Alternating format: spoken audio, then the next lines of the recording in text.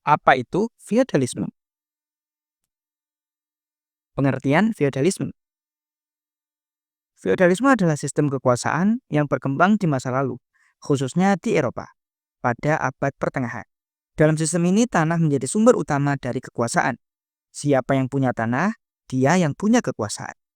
Raja sebagai pemimpin tertinggi membagikan tanah kepada para bangsawan atau orang kaya yang dianggap setia dan telah berjasa kepada raja, khususnya di bidang kemiliteran.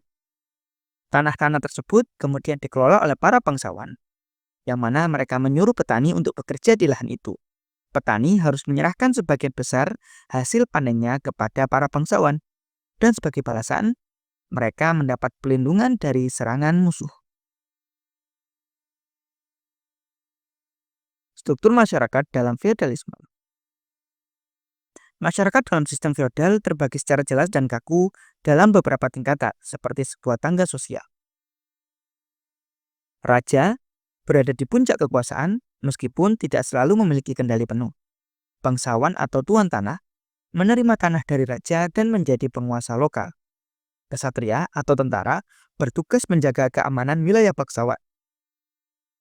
Petani atau hamba merupakan lapisan terbawah yang bekerja menggarap tanah dan hidup bergantung kepada para bangsawan. Masing-masing tingkatan memiliki peran dan kewajiban yang saling mengikat, meskipun tidak selalu adil. Cara kerja sistem feodalisme. Sistem ini berjalan berdasarkan hubungan timbal balik. Misalnya, raja memberi tanah kepada para bangsawan. Bangsawan lalu memberikan sebagian tanah kepada para kesatria sebagai imbalan atas perlindungan. Kesatria menjaga wilayah itu dan petani menggarap lahannya.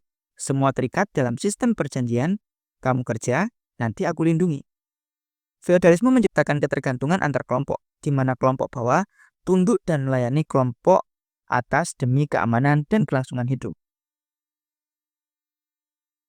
Latar belakang munculnya feodalisme. Feodalisme lahir karena situasi dunia pada saat itu tidak stabil. Negara-negara belum kuat dan keamanan sulit dijamin oleh satu pusat kekuasaan. Banyak wilayah mengalami kekacauan karena serangan musuh, perampokan, dan konflik.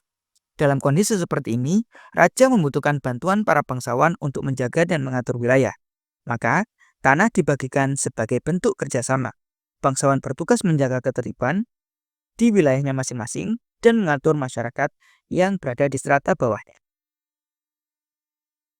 Akhir dari feodalisme.